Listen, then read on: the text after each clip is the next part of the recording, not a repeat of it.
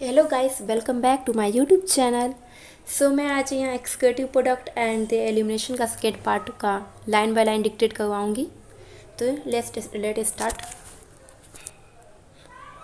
यहाँ से हम लोग आज स्टार्ट करेंगे। तो फिर मैं इसमें हम लोग पहले पढ़ेंगे mechanism of concentration of the filtrate. इसका जो मैकेनिज्म प्रोसेस है सारा फिल्ट्रेट करने का, इसके बारे में हम लोग यहाँ पे पढ़ने वाले हैं। तो मेमल्स क्या होता है? मेमल्स के पास में एबिलिटी होता है। Mammals have ability to produce concentrated urine. मतलब मेमल्स के पास में एबिलिटी है कि वो अपने यूरिन को कंसनट्रेट कर सकता है, ठीक है। And the Henle loops and vasa recta play important significant role in this. और जो यूरिन को जो कंसनट्रेट करने का प्रोसेस है उसमें कौन हेल्प करता है? हेनले लूप और भाषा रेक्टा, ये दोनों सिग्निफिकेंट रोल होता है इसमें, ठीक है। And the flow of the filtrate in the two limbs of Henle loop is opposite direction. और जो फ्लो होता है ना हेनले लूप का, दोनों जो लिम्ब होता है, जैसे एक होता है असेंडिंग लिम्ब होता है, एक होता है डिसेंडिंग लिम्ब, तो दोनों का डायरेक्शन क्या होता है? अपोजिट होता है। And thus form a counter current, और वो क्या बनाता है? एक काउंटर करंट पैटर्न बनाता है। And the flow of the blood, जो ब्लड का फ्लो है किसके थ्रू होता है? Through the two limb of vasa recta, ठीक है। The flow of blood through two limbs of vasa recta is also in counter current pattern. किस pattern पे चल रहा है ये? काउंटर करंट पैटर्न पे। And the proximity between the Henle loop and the vasa recta as well as the counter current in the help in maintaining increasing the osmolality towards the intermedullary interstitium. तो इसमें ये क्या करता है? इसका osmolality increase करने में help करता है, ये जो प्रोसेस है। तो हेनले लूप हुआ, भाषा रेक्टा और काउंटर करंट, ये प्रोसेस इसको ऑस्मोलिटी को मेंटेन करने में, इंक्रीज करने में हेल्प करता है।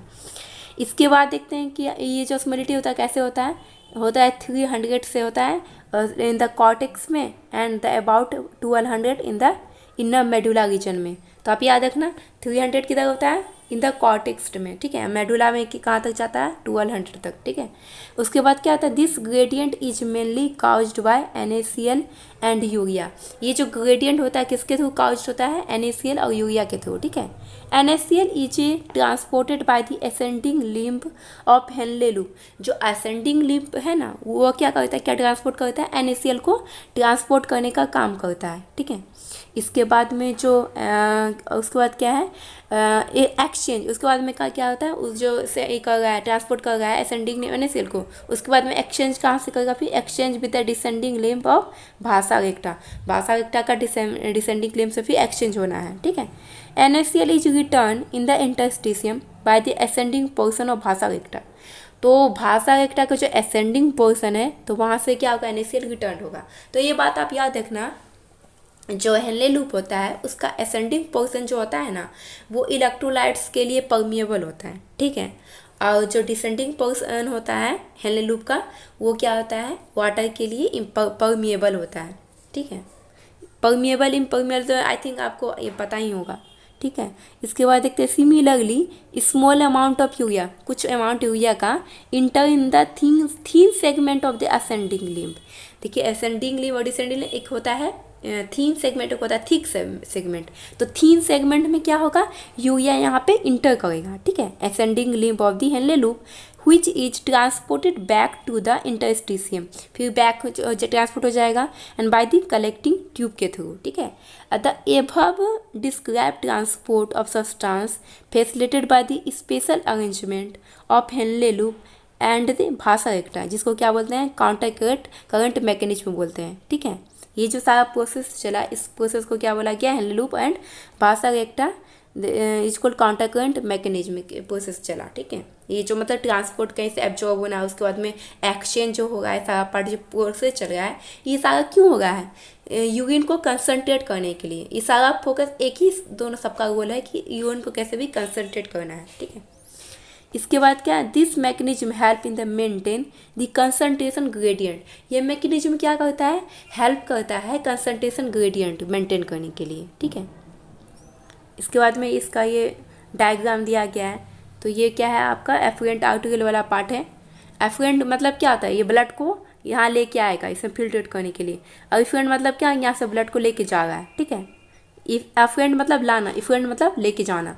बोमेन कैप्सूल है ये वाला पार्ट, इसके में क्या है? ग्लोमेरुलस है।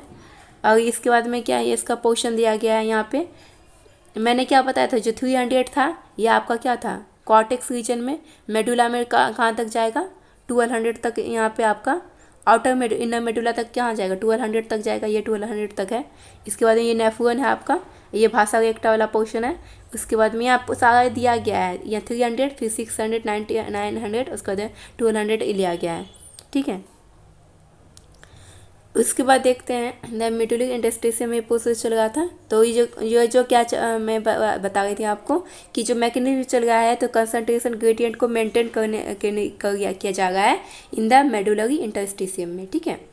उसके बाद क्या है, presence of such interstitial gradient help in the easy passage of water from the collecting tube thereby the concentration filtrate. तो ये सारा प्रोसेस क्यों चल रहा है, क्योंकि यहाँ पे क्या करना है, कंसंट्रेट करना है इजी पैसेज के लिए हो, ठीक है। तो water from the collecting tubule से कहाँ दे हुआ है, कंसंट्रेटिंग दी फिल्ट्रेट को, यूरिन को फिल्ट्रेट करना है, कंसंट्रेट करना है, ठीक है।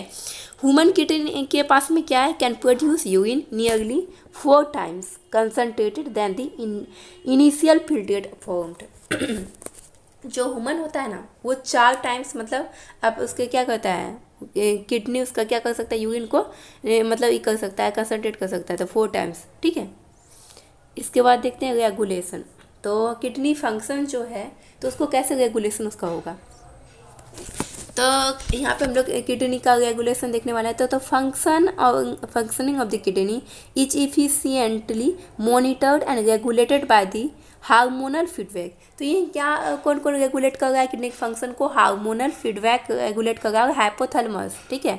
मैकेनिज्म इन्वॉल्विंग द हाइपोथैलेमस, और उसमें क्या क्या इन्वॉल्व होता है, जक्स्ट्रा ग्लोमेरुलर एपरेटस, GA का फुल फॉर्म होता है juxta glomerular apparatus and a certain extent, ठीक है, दी हार्ट, ठीक है। उसके बाद क्या है, ऑस्मो रिसेप्टर होता है, किसमें, बॉडी में हमारा, are activated by the change in the blood volume. अगर हमारे बॉडी वॉल्यूम का लेवल अगर कम होता है, तो उसमें क्या होता है, ऑस्मो रिसेप्टर होता है, जो कि क्या होता है, एक्टिवेट हो जाता है, ठीक है। उसके बाद क्या होता है, body fluid volume and ionic concentration, जब भी ये कम होगा तब यहाँ पे ये ऑस्मो रिसेप्टर क्या होगा, एक्टिवेट हो जाएगा। And excessive loss of fluid from the body can activate these receptor which stimulate the hypothalamus. तो क्या होगा, जैसे हमारे बॉडी में आयरन का लॉस हो गया, वाटर का लॉस हो गया, तो कम हो गया, तो क्या हो जाएगा, ऑस्मो रिसेप्टर एक्टिवेट हो जाएगा। उसके बाद क्या करेगा, ये हाइपोथैलेमस को मतलब इन्फॉर्मेशन भेजेगा। उसके बाद इन्फॉर्मेशन भेजेगा तो वो फिर उधर से वो अपना काम करेगा, ठीक है। तो उसके बाद हाइपोथैलेमस को स्टिमुलेट करा तो वो क्या रिलीज करेगा, एंटीडायोटिक हार्मोन को रिलीज करेगा, जिसको वैसोप्रेसिन भी बोलते हैं, फ्रॉम दी न्यूरोहाइपोफाइसिस, ठीक है। तो न्यूरोहाइपोफाइसिस से फिर रिलीज होगा। इसके बाद क्या है, ADH फैसिलेट वाटर रीअब्जॉर्प्शन। इसका काम क्या है, वाटर रीअब्जॉर्प्शन को फैसिलेट करना from the latter part of the tubules, ठीक है।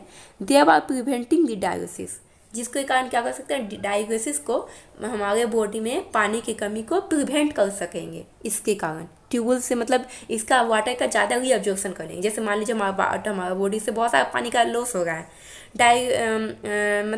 बहुत डायलिसिस कंडीशन आ रहा है, तो उसमें क्या आ जाएगा, जो हमारा जो ट्यूबुल्स होता है, जैसे PCT होता है, तो वहाँ पे क्या आ जाएगा, वो बहुत ज़्यादा रीअब्जॉर्प्शन करने लगेगा कि हाँ नहीं, हमारे बॉडी में अभी बहुत ज़्यादा कमी है, तो उसके साथ होगा। तो ये सारा क्या एक सिग्नल का प्रोसेस से चलता है। जैसे मान लीजिए हमारे बॉडी में अभी फ्लूइड, जैसे मान लीजिए आयनिक या वाटर की कमी है, तो उसमें क्या होगा, जो ऑस्मो रिसेप्टर है वो एक्टिवेट होगा, फिर वो क्या करेगा, स्टिमुलेट करेगा हाइपोथैलेमस को, फिर हाइपोथैलेमस क्या करेगा, न्यूरोहाइपोफाइसिस पे वर्क करेगा, उसमें फिर ADH को रिलीज करवाएगा, ADH फिर क्या करेगा, वाटर एब्जॉर्प्शन को इंक्रीज कर देगा।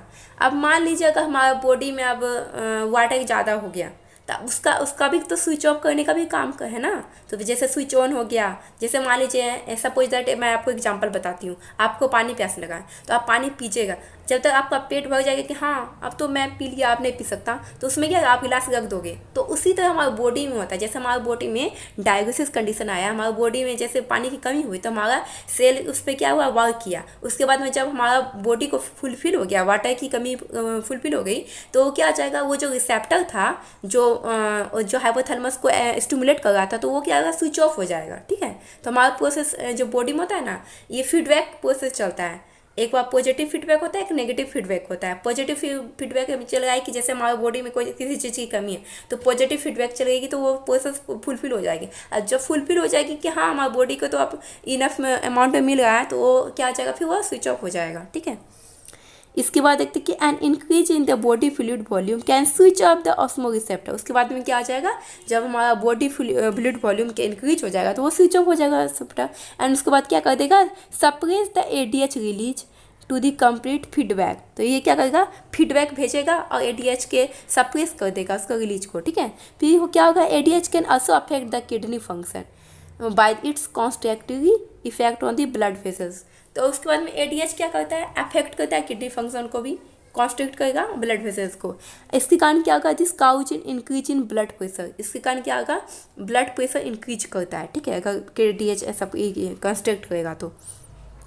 And increase in blood pressure, अगर ब्लड प्रेशर इंक्रीज किया तो क्या होगा, and increase in glomerular blood flow. जो ग्लोमेरुलस में हमारा ब्लड का फ्लो होगा था ना, तो वो ब्लड फ्लो क्या हो जाएगा, इंक्रीज हो जाएगा। उसके बाद क्या होगा, and increase in glomerular filtration rate. GFR का फुल फॉर्म होता है ग्लोमेरुलर फिल्ट्रेशन रेट। तो यहाँ पे क्या होगा, ग्लोमेरुलर फिल्ट्रेशन रेट भी इंक्रीज हो जाएगा जब ग्लोमेरुलर में ब्लड प्रेशर इंक्रीज होगा। ठीक है, इसके बाद देखते हैं हम लोग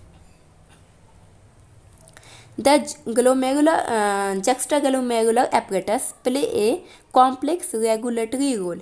ये क्या करता है, कॉम्प्लेक्स रेगुलेटरी रोल प्ले करता है। जब कब वर्क करेगा ये, fall in glomerular blood flow, glomerular blood pressure. जब भी जैसे मान लीजिए ग्लोमेरुलस में था, उसमें मैंने बताया था नेपोन का पार्ट में, तो उसमें क्या था, जब वो ब्लड कम आने स्टार्ट होगा या उसमें प्रेशर कम होगा तब ये वर्क करेगा, तब ये क्या होगा, जक्स्टाग्लोमेरुलर एपरेटस एक्टिवेट होगा। एंड क्या करेगा, ये ब्लड प्रेशर को इंक्रीज करेगा। GFR can activate the JG cell. ये क्या करेगा, तब फिर जेएफ जो ग्लोमेरुलर फिल्ट्रेशन रेट है वो एक्टिवेट हो जाएगा और क्या करेगा, जेजी सेल को रिलीज करेगा। जो जक्स्टा ग्लोमेरुलर सेल है वो उसको क्या करेगा, एक्टिवेट करेगा। किसको क्यों एक्टिवेट करेगा, क्योंकि वो रेनिन को सेक्रेट करे।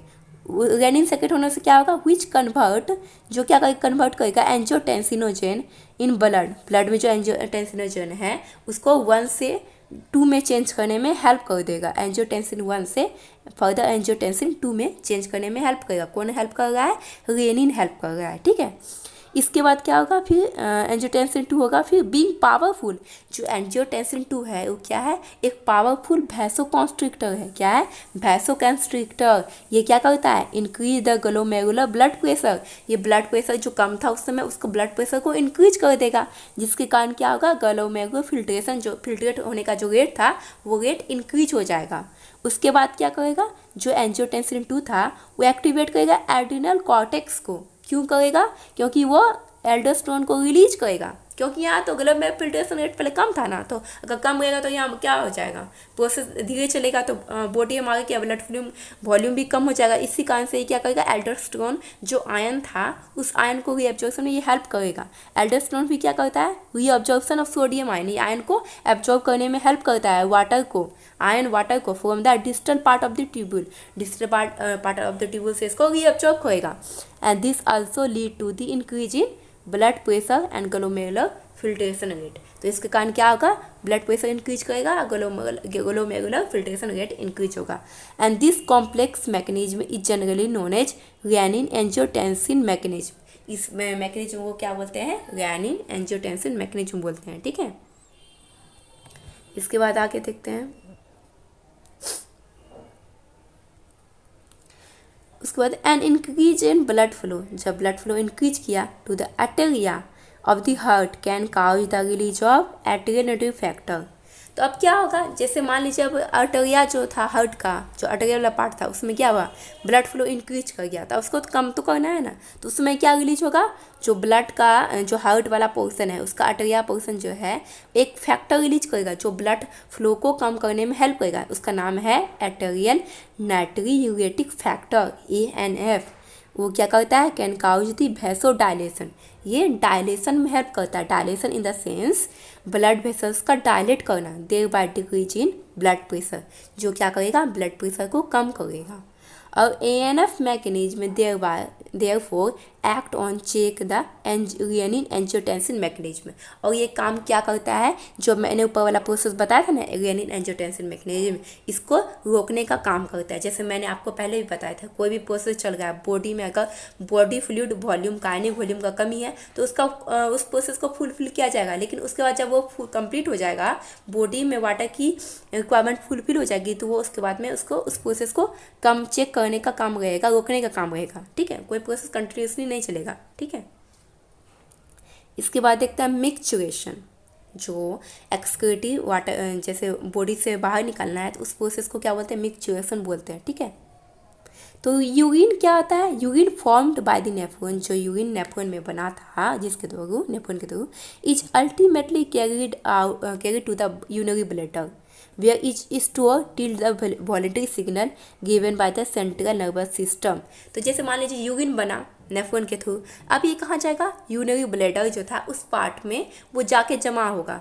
जब तक उसको अर्ज या डिजायर नहीं होगा तब तक वो बाहर नहीं निकालेगा। जब ये वॉलंटरी सिग्नल मिलेगा कि हाँ हमें बाथरूम जाना है, सुसु जाना है, तो वो क्या आ जाएगा, उसके बाद में वो अपना रिलीज आउट करेगा। तो ये कौन करता है, ये सेंट्रल नर्वस सिस्टम उसको सिग्नल भेजेगा। ठीक है, and the signal is initiated by the stretching of the urinary bladder. जब भी सिग्नल आएगा तो उसमें क्या होगा, यूरिनरी ब्लैडर क्या होगा, स्ट्रेच होगा, and as it get filled with the urine, और उसको फील होगा, जिसको भी मतलब मान लीजिए किसी आदमी को बाथरूम जाना तो उसको क्या होगा, जब उसको सीने से उसको मतलब सिग्नल भेजता है तो उसको फील होता है कि हाँ मेरा यूरिनरी ब्लैडर ज़्यादा फुल हो गया, हमको बाहर निकलना है। तो इन रिस्पॉन्स क्या होगा, stretch receptor on the wall of the bladder and send signal to the CNS को भी सिग्नल जाएगा, and the CNS passage on the CNS क्या करेगा भाई, मैसेज को पास करेगा मोटर पैसेज को। ठीक है, मोटर पैसेज को फिर बाद में वो करेगा, उसके बाद में क्या आ जाएगा, initiate contraction of the smooth muscles. जहाँ पे यूरिनरी ब्लैडर था तो वहाँ क्या था, स्मूथ मसल्स था, तो उसको कॉन्ट्रैक्ट करेगा, इनिशिएशन करेगा कॉन्ट्रैक्शन का ऑफ द ब्लैडर का, and the simultaneous relaxation of the urethral sphincter. तो वहाँ पे क्या है, यूरेथ्रल स्फिंक्टर है। जैसे मान लीजिए किसी आदमी को बाथरूम जाना हो तो अपनी इच्छा से जाता है, क्यों जाता है, क्योंकि उसके पास में है ना एक रिसेप्टर होता है, जब तक वो यूरेथ्रल स्फिंक्टर है, स्फिंक्टर जब तक आउट नहीं होगा तो बाहर नहीं निकाल सकता है, तो वही स्फिंक्टर वहाँ पे रहता है। ठीक है, जब उसको बाथरूम जाना हो तो फिर बाद में वो जाता है। जैसे मान लीजिए छोटे बच्चों में क्या होता है, ये जो यूरेथ्रल स्फिंक्टर वहाँ पे जो स्फिंक्टर लगाता है ना वो लूज होता है, इसी कारण से उसको जल्दी मतलब वो बाथरूम बर्दाश्त नहीं करता और बाहर निकाल देता है। बूढ़ों में होता है, उस बच्चों में ऐसे देखने को मिलता है। ठीक है, एंड काउचिंग द रिलीज ऑफ, जैसे स्फिंक्टर वहाँ से ये होगा रिलैक्स होगा तो क्या आ जाएगा, रिलीज ऑफ यूरिन बाहर निकल जाएगा, and the process of release of urine is called micturition. यही प्रोसेस यूरिन को बाहर निकालना ही मिक्सचुरेशन कहते हैं। ठीक है, and the neural mechanism causing it and is called micturition reflex. तो ये सारा जो प्रोसेस था क्या था, न्यूरल था। ठीक है, न्यूरल प्रोसेस था, इसलिए इसको हम लोग मिक्सचुरेशनल रिफ्लेक्स बोलेंगे।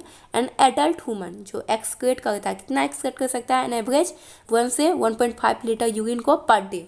एक इंसान पर डे 1.5 लीटर मतलब यूरिन को बाहर निकाल सकता है। ठीक है, and the urine is formed is light yellow coloured. कैसा कलर का होता है यूरिन, लाइट येलो कलर का होता है, वाटर फ्लूइड होता है, which is slightly acidic pH. Urine का पीएच कितना होता है, 6 पीएच होता है। ठीक है, हैज कैरेक्टरिस्टिक ऑर्डर रहता है इसका, and average 25 to 30 gram of urea is excreted out per day. कोई इंसान कितना यूरिन को बाहर निकालता है रोज, 25 to 30 ग्राम ऑफ यूरिया को। ठीक है, हर पर डे।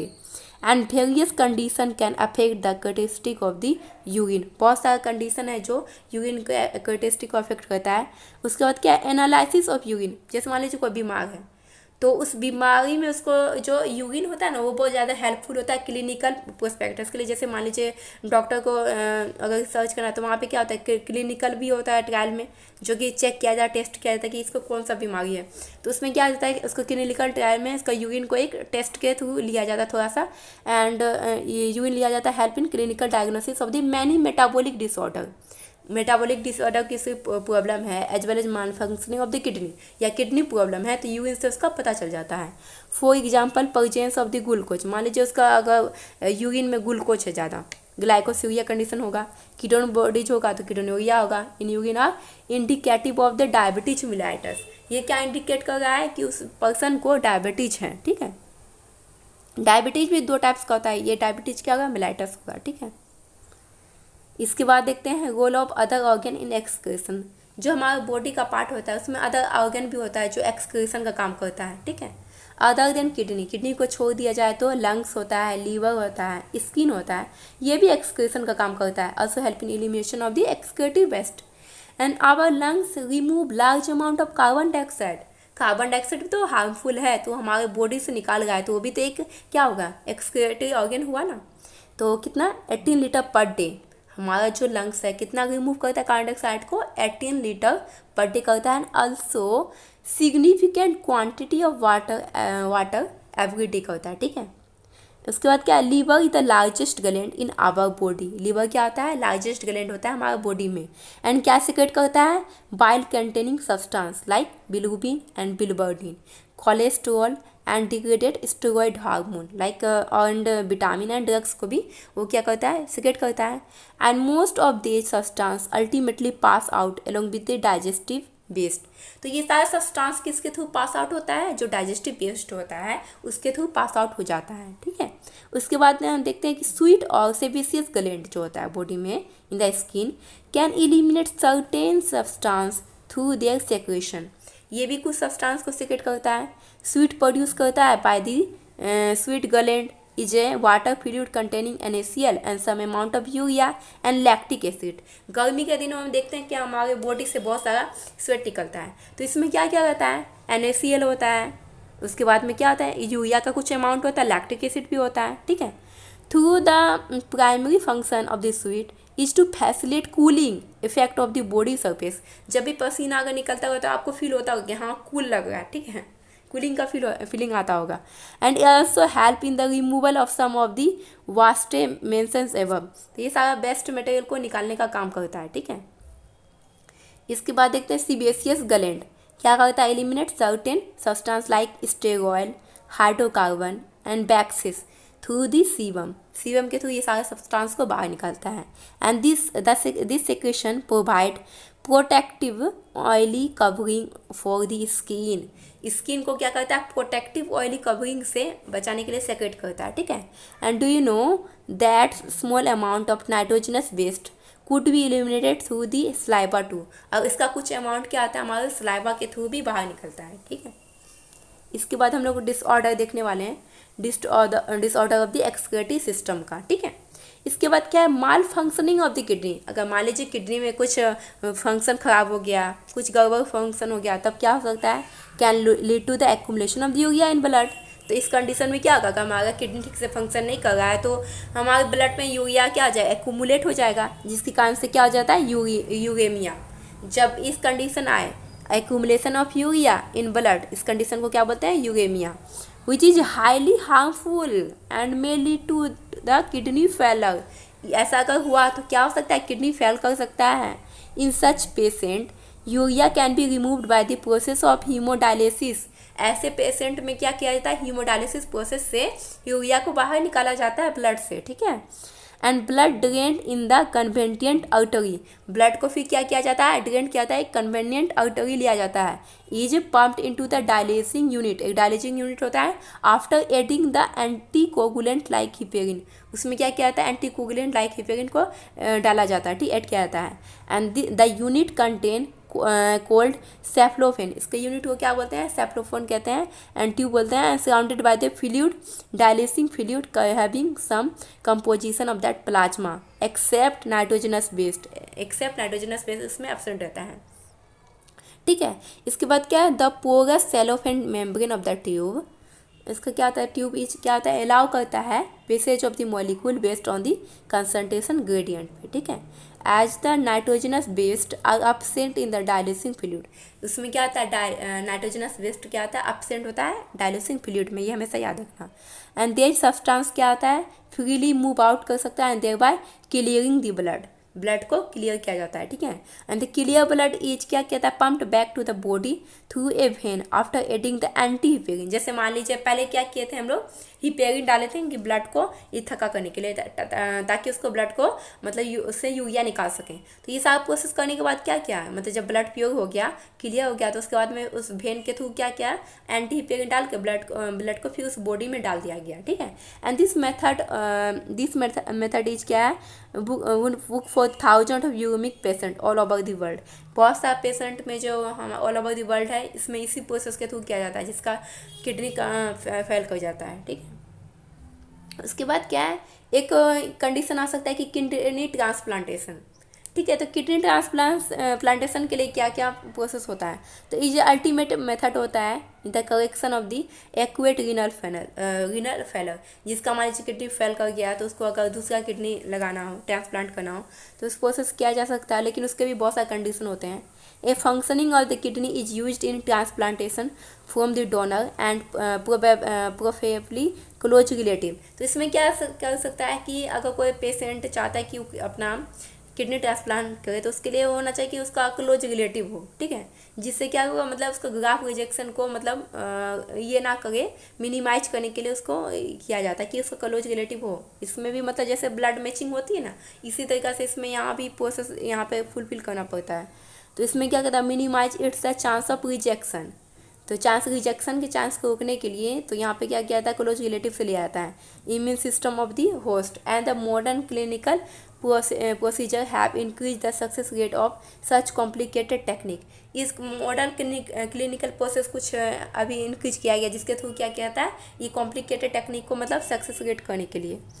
इसके बाद होता है क्रिनाल कैलकुली। इसमें क्या होता है, स्टोन और इनसेल्युलर मास ऑफ क्रिस्टलाइज्ड साल्ट। ठीक है, जैसे ऑक्जेलेट हो गया, ये सब क्या आता है, किडनी में दिखने को मिलता है, found with in the kidney, जिससे ग्रेनाल कैलकुली जैसे डिजीज हो जाती है। ठीक है, इसके बाद होता है ग्लोमेरुलोनेफ्राइटिस। इसमें क्या आता है, इन्फ्लेमेशन हो जाता है। क्या है, नेफ्राइटिस। नेफ्राइटिस मतलब कुछ इन्फ्लेमेशन हो जाना। किसमें इन्फ्लेमेशन होना, ग्लोमेरुलस ऑफ द किडनी में इन्फ्लेमेशन हो जाना, उसी को बोलते हैं। नाम से ही आप यहाँ वर्ड को तोड़ सकते हैं। क्या है, ग्लोमेरुलर नेफ्राइटिस। राइटिस मतलब inflammation of glomerular in the of the kidney. ठीक है, तो इसमें ये बीमारी हो सकता है। तो आज यहाँ तक रहा। तो अगर मेरा वीडियो अच्छा लगा तो प्लीज़ लाइक शेयर सब्सक्राइब करना। आप सब्सक्राइब करते हो तो मुझे मोटिवेशन मिलता है कि मैं आगे और वीडियो बनाऊँ। Till then take care, thank you so much.